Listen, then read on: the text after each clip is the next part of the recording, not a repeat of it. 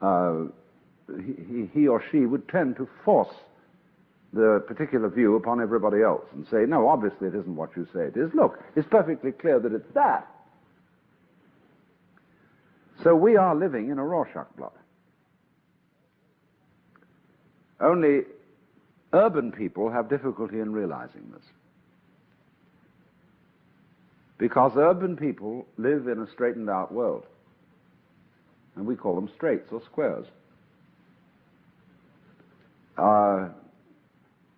Because they think in very simplistic terms. See, Euclid had a very simple mind. And therefore he discussed a geometry which wasn't a measure of the earth at all. The word geometry is from the Greek geos, the world, the earth, gis, and metra, which means to measure. Now the Greek word for measure, from which we get metric, meter, comes from the Sanskrit root, M-A-T-R, which also means to measure, and derived from that is the Sanskrit word maya, which means illusion, as well as imagination. So figuring it out is the measuring of the world, the metering. And meter also is the Greek word for mother, and is, of course, the root of the word matter, material. And so when we ask, does it matter? We are asking, does it measure up to anything? Well, we come to the conclusion that there is no matter. There's form.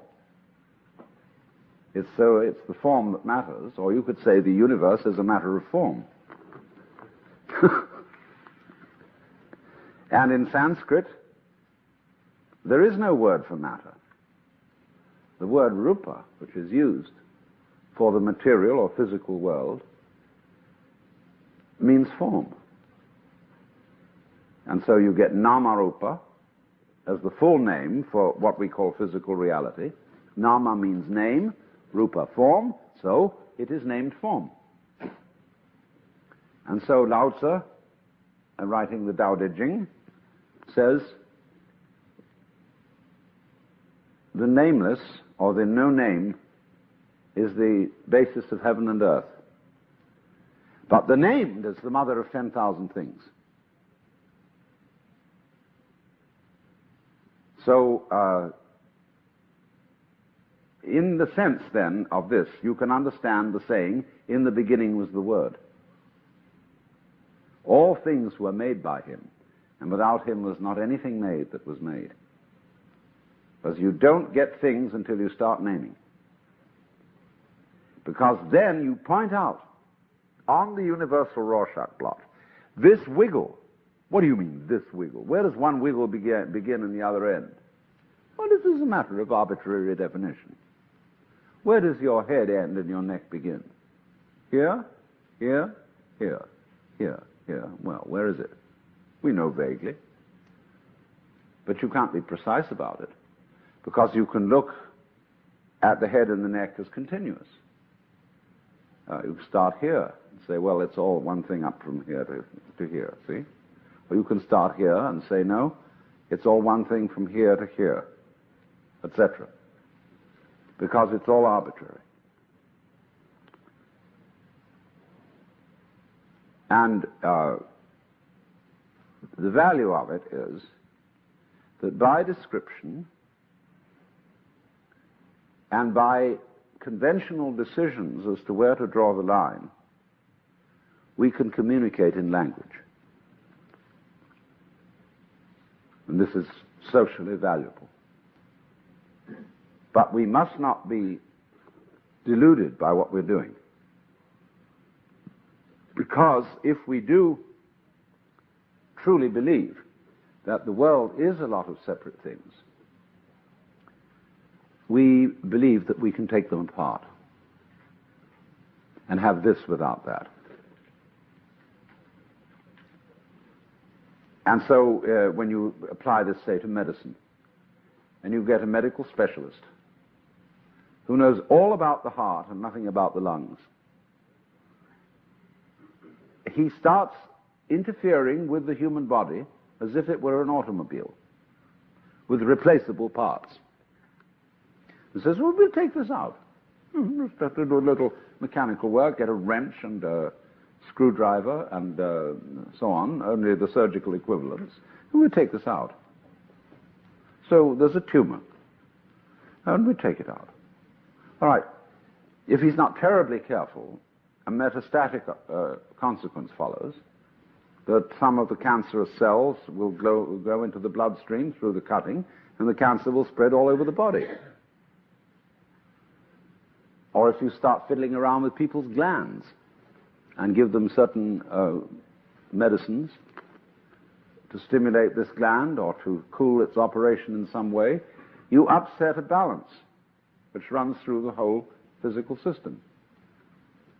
Exactly the same thing happens when you use DDT on mosquitoes. Well, it kills the birds. And the birds were eating the mosquitoes anyway. And so were the spiders. And you kill the spiders along with the mosquitoes, or the fleas. And we find, in other words, that the natural universe is a very intricate system of balances, which cannot really be split. Now, let's take the bees and the flowers. In a world of no bees, there's no flowers. In a world of no flowers, no bees. Because bees and flowers are aspects of the same organism or organization. They go together. So I invent the word goes with to indicate organic relationships. And we as human beings, obviously, we go with an enormous cosmos of geological, botanical, and zoological events. And we are entirely dependent on them, and we cannot treat them as really and truly separate species. The bees are as much a part of us as they are part of the flowers, because we need vegetables, and we can't have those without bees or other insects. So what we've got is a universe that all hangs together, and where each so-called part of it implies all the other parts. Let's take what we call holography. This is a method of visual reproduction that employs laser beams. Now, you can cut a small piece out of a photographic negative, just a tiny little square, and by holographic method, you can reconstruct from that little piece the rest of the negative. It will be pretty clear in the middle place where you've taken out the tiny square, and then vaguer towards the edges. But it's all implied in that little square. Now, of course, a photographic negative is a crystal. It's a structure of crystals. And the way the crystals are formed in that tiny piece depends on its original environment on the whole negative. See that? You, the way you are, depends on or goes with your cultural, social, and biophysical environment. So there is really and truly no way of separating out independent things. And this is difficult for people to understand because of our method of motion. A plant is understandable as something growing out of the earth because it's rooted. But human beings wander about on legs. We don't seem so stuck to things as plants do. And therefore we have delusions of separation. But what about the seed that comes from the plant? It's fascinating how plants have different methods of seeding themselves. They have little helicopters. They have burrs that stick in the fur of animals. They have fruit which is tempting to birds and other creatures to eat. And they swallow the seeds and take them somewhere else and excrete them in manure, all ready to go. They have wonderful little fuzzy things of cotton fibers, where there's a seed in the middle, which float through the air for miles and miles. There is also an extremely ingenious plant that has pods. And when the pods are ripe, they suddenly break. The pod twists itself, each side of it, into a spiral. And the seeds are thrown way out. We used to have one in our garden in England next to a wooden fence. And every time it went crack, all these seeds would rattle on the fence. Tremendous energy they were sent out with. And look at the whole process of pollination and how extraordinary that is. Showing and arguing a very high order of intelligence in vegetables. So when we say of somebody, she's a vegetable, terminal cancer, that's, alas, only become a vegetable. This is a misuse of the word vegetable. Vegetables must be respected. And people who do respect vegetables and who talk to them and love them, somehow those vegetables respond. And they become, we say they have a green thumb. So I think that we are living in an intensely interconnected universe. Only our language system has broken it up for purposes of discussion.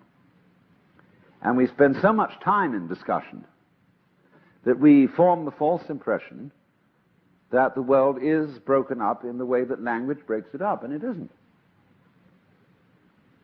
Now, I may know that theoretically, as a scientist, as a biologist, or whatever be my approach, but I don't necessarily feel it. An ecologist, a person who devotes a whole life study to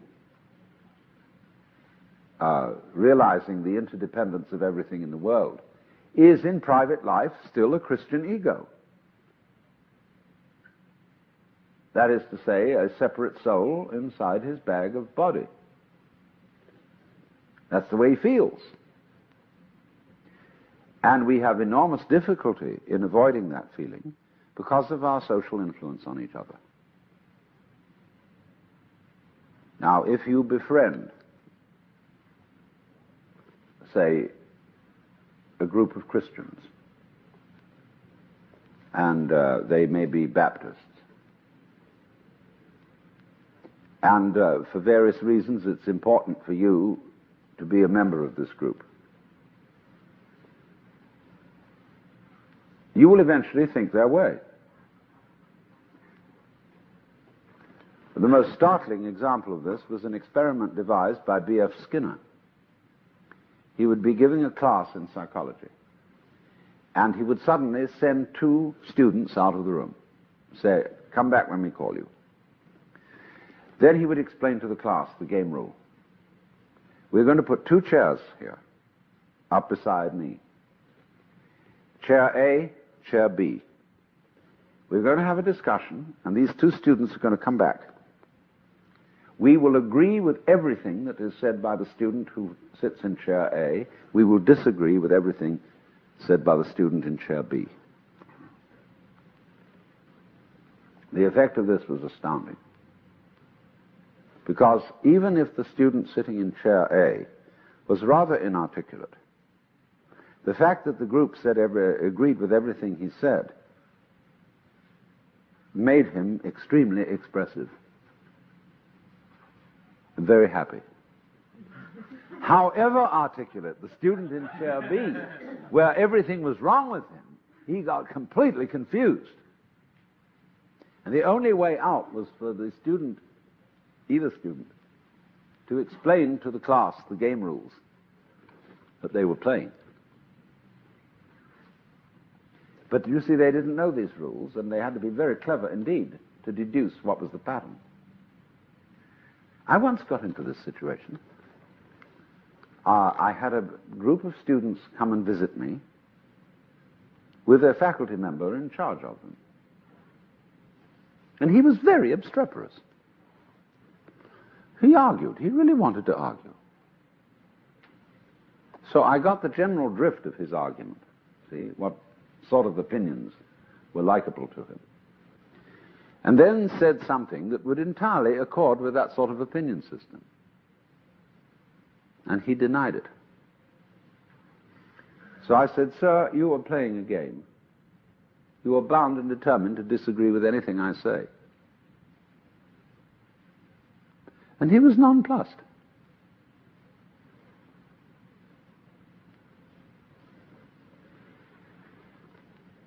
So, you see, we are under this tremendous social pressure because talking with each other is our principal means of communication.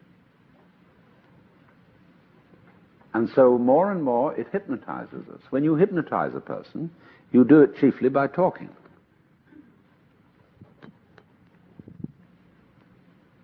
Relax while I count up to 5, be very relaxed, etc., all that jazz. And so it is the word which spellbinds us. Look at that word, to spellbind. A victim of spelling.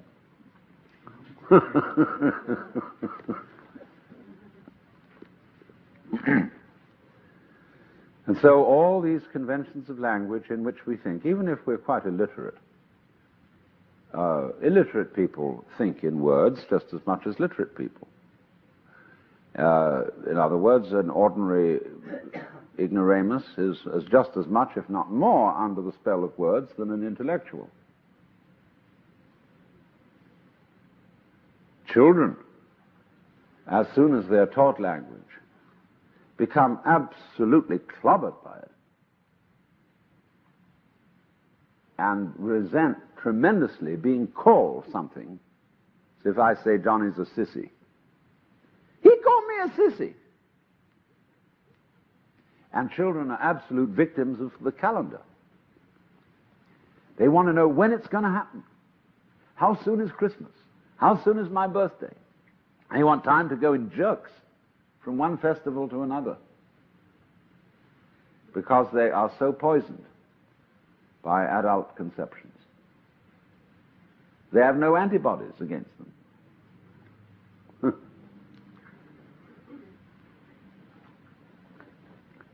So likewise, the Japanese have no antibodies against Western culture. And they are complete victims of it. They succumb to smog and even think it's a good thing to have smog. They have songs about it. How the beautiful fog over the furnace buildings of the factories.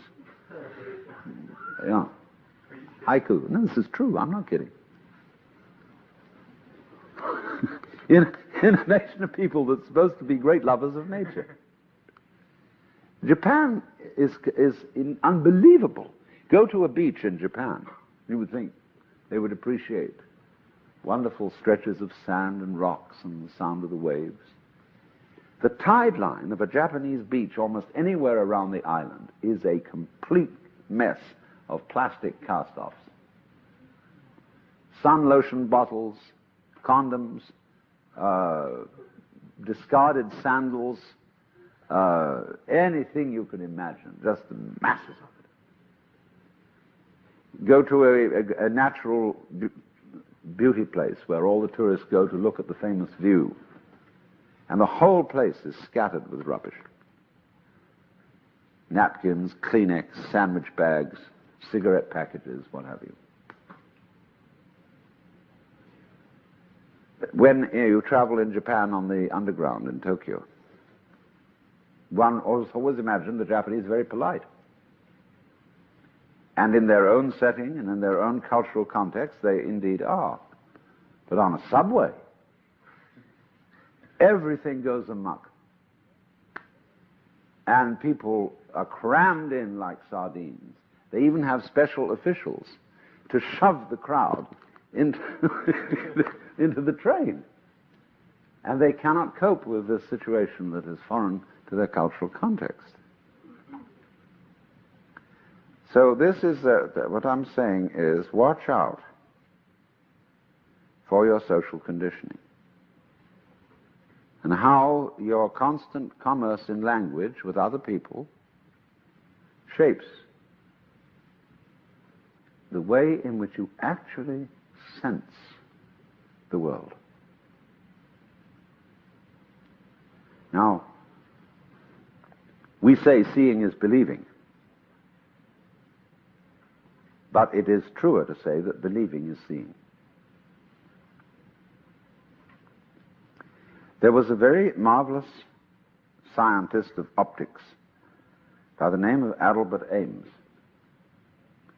who devised a whole series of experiments where you could go into a big room, say, and there were booths all around. And in these booths, there were exhibits that defied the laws of logic, or seemed to. There was, for example, the marvelous experiment of the trapezoidal window. You make a window frame, one side of which is much longer than the other, see?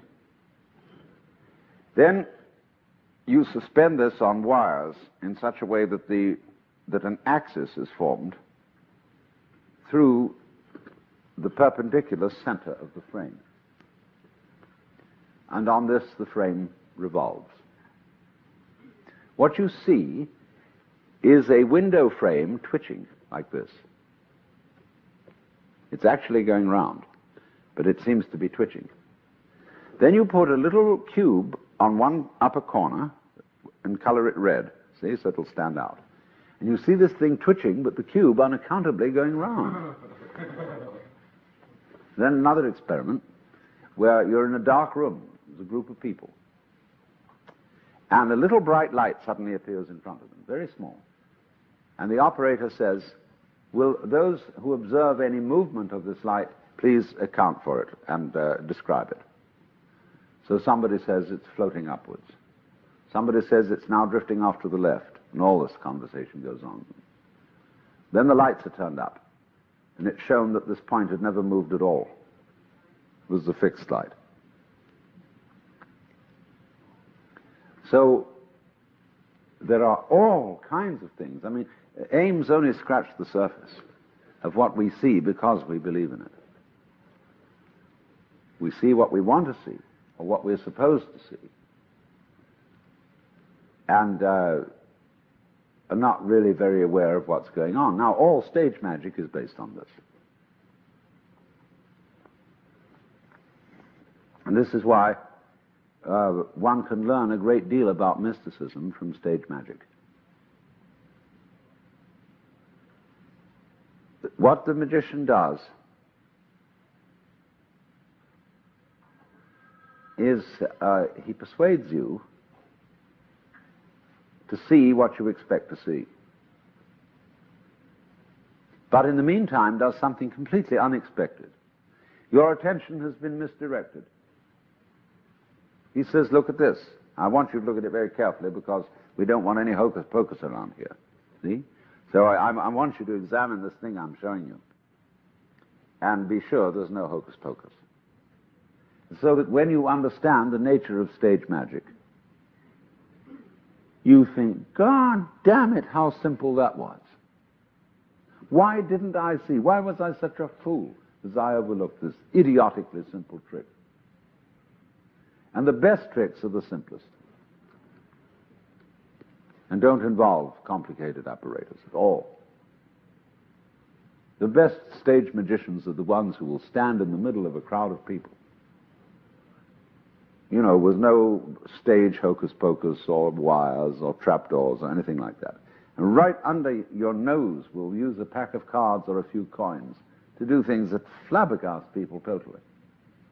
And all those things are extremely simple, once you know.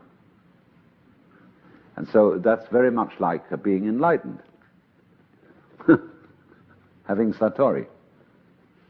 When you get it, you think, oh, for heaven's sakes, why didn't I see that? I mean, how obvious.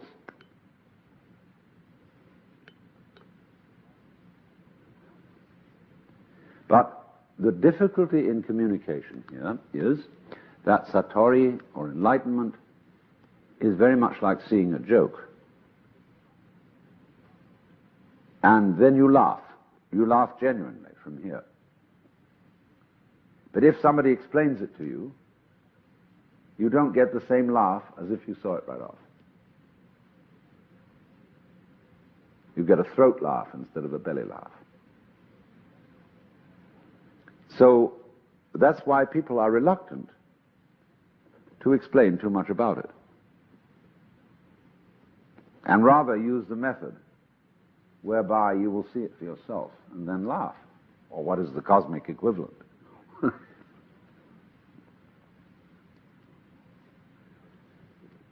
So therefore, we are, most of us, in a state of hypnosis, induced by the incantation of language, the enchantment, the spellbinding. And when one speaks of awakening, as, say, in Buddhism, one speaks of the Buddha as the awakened one, it means, therefore, dehypnotization, coming to your senses.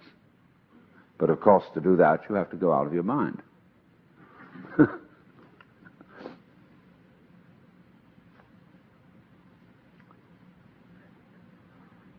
Well then,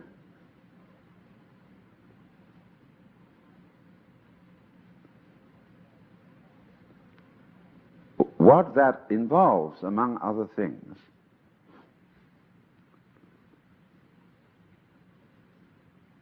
is an awakening to the true structure of your common sense. I once was invited to give an address before the American Psychiatric Association. It was a very funny situation because Aldous Huxley had been supposed to give the talk, and he was sick. And so they invited me to come and give it instead.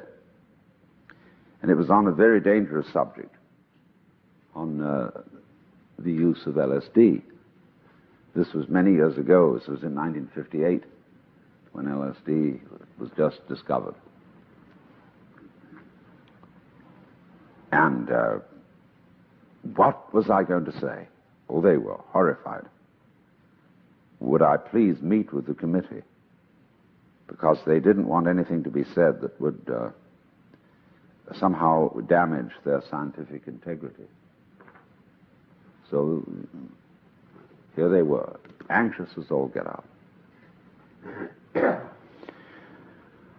Well, I said, you invited me here to talk, and to tell you the truth, I don't know what I'm going to say, because I never prepare anything in advance. I'm going to listen to what you have to say first, and I'll make up my mind. So I attended the morning conference. And one interminably dull paper after another was read, you know, and most of them by psychoanalytically oriented people who were discussing mysticism in terms of regression. Regression to the womb. Regression to the oceanic feeling of the as yet undifferentiated infant.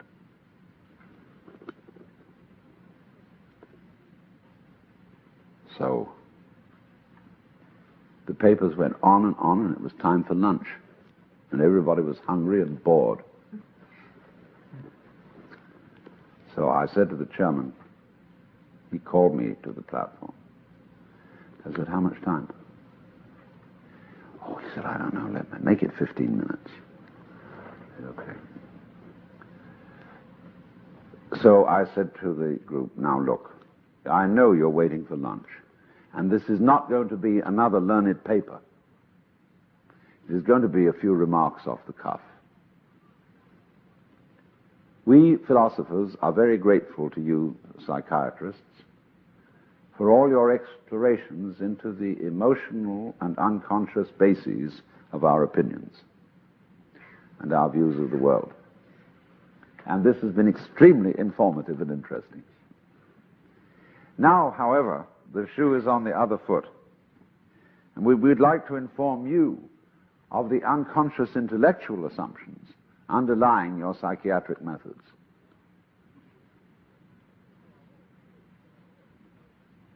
You are all, whether you know it or not, products of the world view of the 19th century. And your ideas of the functioning of the nervous system and of psychoanalytic process are based on Newtonian mechanics. Psychoanalysis is in effect psychohydraulics, because you talk about damming up things, you talk about repression, you talk about the flow of what do you call it? Free association, and you talk about unconscious mental mechanisms.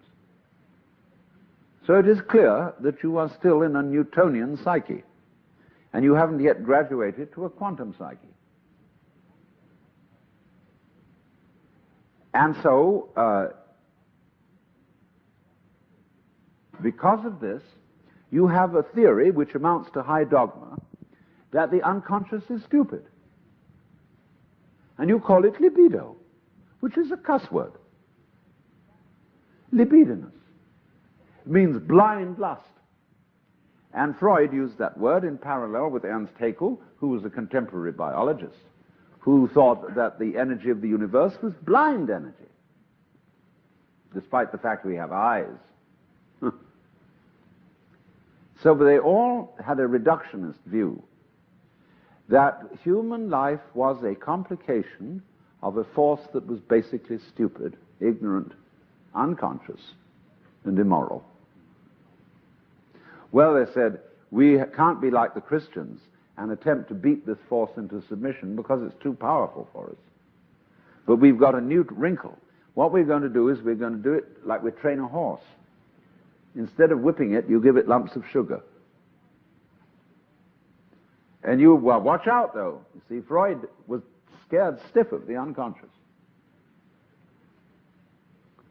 He was a good, bourgeois, Jewish, Viennese, well-behaved person. Once upon a time, Freud and Jung went together to New York. And Jung was delighted to walk down Fifth Avenue and see so many beautiful women. And he turned to Freud and said, my goodness, how many beautiful women there are here. Why don't we somehow arrange and make a date for tonight? And Freud drew himself up and said, you forget, Herr Doctor, I'm a married man.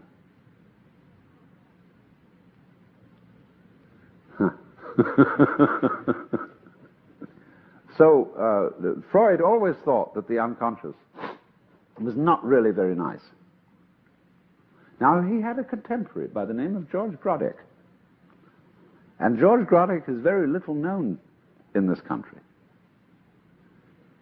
And Grodek gave Freud many of his basic ideas. He used slightly differently, where Freud called it the id, Grodek called it the it. And but Grodek had tremendous faith in the unconscious. He trusted it completely.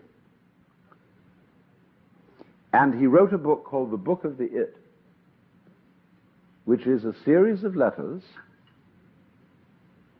to his niece, which he signs Patrick Troll. And you know a troll is a goblin.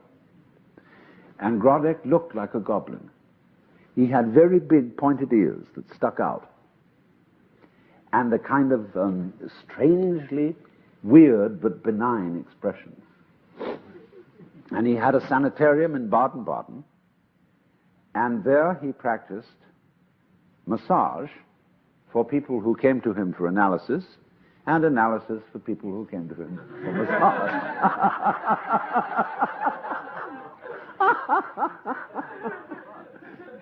He was a completely wonderful man, because everybody felt calmed by him. They felt an atmosphere of implicit faith in nature, and especially in your own inner nature. No matter what, there is a wisdom inside you which may seem absurd, but you have to trust it. And so Kaisling, Hermann Kaisling, who was a great Lithuanian philosopher, said nobody could possibly remind him more of Lao Tzu than Grodek. Now, if Grodek had got into Freud, it would have been a much better scene. But there was in all this, you see, in Freud, the basic mistrust of the unconscious. And this led to a quarrel with Jung. Because Jung went down to a lower level of the unconscious, which he called collective, and found out that there was a patterning process here, formative patterning process, which contained all the wisdom of mankind. So, for example, if you say, well, it's a great pity that the American Indian culture is wiped out, a Jungian would say, I know it is a pity, but it's all still there in the depths of the psyche, and sooner or later it will all emerge again. Because this patterning is eternal. And we, in our modern life, we reproduce patterns, we reproduce rituals, we reproduce fantasies and myths, which can be discovered as having existed 25,000 years ago. Because your unconscious is timeless. And everything is there if you go hunting for it. But they were still a bit scared. I know some of the old Jungian analysts I used to know in New York were very uptight about fishing in the unconscious, and said, yeah, true, but there is also in the unconscious the primordial slime, which is full of serpents and crocodiles and the most things that give us the heebie-jeebies. And if you're not very careful, those things will come up and invade your consciousness. Also, there are not only serpents and crocodiles and all those creepy crawlies, the ghoulies and ghosties and long-legged beasties and things that go bump in the night. There's also the divine. And if you're not very careful, you can be inflated by the divine. You can suddenly have a mystical experience. Supposing you're kind of a half miseducated person, like most of us are, who takes LSD, and suddenly these unconscious contents come up and you discover you're divine. And you think you're God. And you take on all these airs and graces. I mean, the people like Meher Baba, who ran around announcing that he was personally in charge of the universe and expected to be treated as such. Well, we put such people in the nut house. That's what they did to Jesus. That's intolerable. And Jung was right, in a way, when he said that is inflation. It is turning your ego into God instead of having God as your ego. Because it didn't understand. You have to, in other words, obviously, if you are going to let up all these great energies in the unconscious, you must be wise. You must know something about it, and not jump to silly conclusions and delusions. But you see, there was in Jung a basic trust. More than the creepy crawlies and the ghoulies and ghosties, the collective unconscious was a source of wisdom. A formative pattern which, if allowed to develop in the right way, would integrate the individual, so that all his conscious functioning would become like a flower. And you know how a flower is balanced. It comes out as a beautiful circle with a middle. And for some reason, as yet unexplained, When anybody wants to create a symbol of the divine, they don't use a human face, they use a flower or a star. The rose window, the lotus. When I think what I want, I try sometimes to figure out what I would really like to have, what I like to look at. I eventually settle for a flower. It's why they bring flowers to sick people in hospitals. Take a morning glory and look at it. Did you ever see such a thing? Well, they say in the Freudian explanation, you're using that as a substitute for a vagina. Well, I say that's not an answer to a question, it raises a new one. What's so interesting about a vagina? See, the only thing my father and I don't agree about is sex. We agree about everything else, religion and so on. But sex, he's just old-fashioned. And he said, nature makes this activity extremely pleasant in order that the species will continue, so that we will be sure to go on. But you must be very careful not to do it just for the pleasure of it, but remembering the responsibility of continuing the species.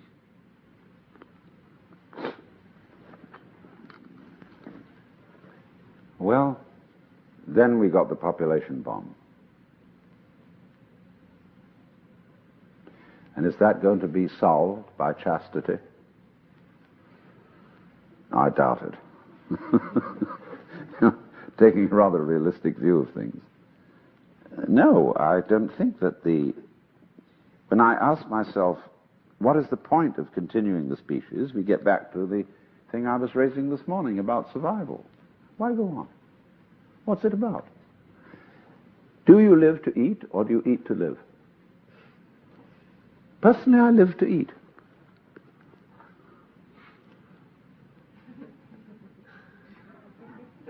And I don't reproduce children, although I've done my bit on that, rather a little too much. But I think that the point of having life going on is so that we can have sex. It's a good thing in itself. It's like dancing. And really communicating, loving somebody is a tremendously fascinating thing. I mean, what to do with an evening? Okay, you go to the movies and you watch other people loving each other. Why don't you do it yourself? I very rarely go to the movies because my own life is more fun than what I see on the movies.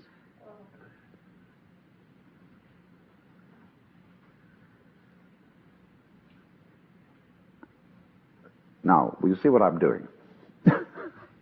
I'm ringing around a whole lot of subjects and ways of looking at certain topics which show us that it ain't necessarily so. Things are not necessarily what they seem. And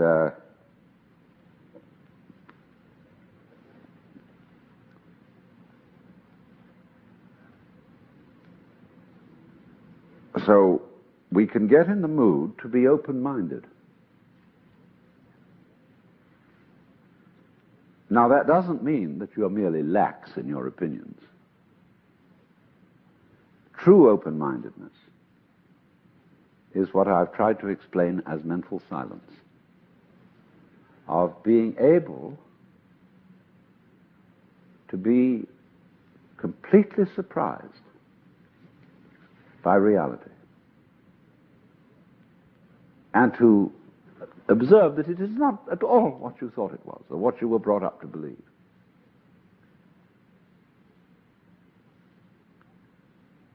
And not to be afraid when you suddenly discover the obvious,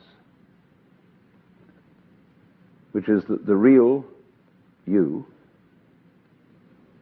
is not the ego, but the eternal center of the universe.